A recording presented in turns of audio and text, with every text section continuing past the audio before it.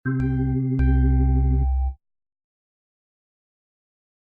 so this session we're going to introduce the concept of mapping. We're going to try and explain in a couple of minutes what mapping is and how it works. So our start point is a form, a survey or a script. And that basic form survey script collects lots of information about very different things. And we need to understand where we're going to put this information in CRM. So if we think about CRM, there are lots of things we can store and create information about. At the top level, we can store and create accounts. Now that account can have lots of one or more contacts. Okay, so just put a little arrow there to say can have contacts. At the same time, from a marketing perspective, that contact can be part of lots of campaigns.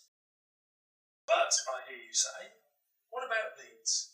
Well, they're, in CRM terms, slightly different, because they generally sit alone.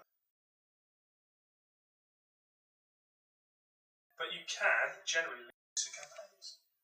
So from a support perspective, we have cases, and then from a sales perspective, we have opportunities.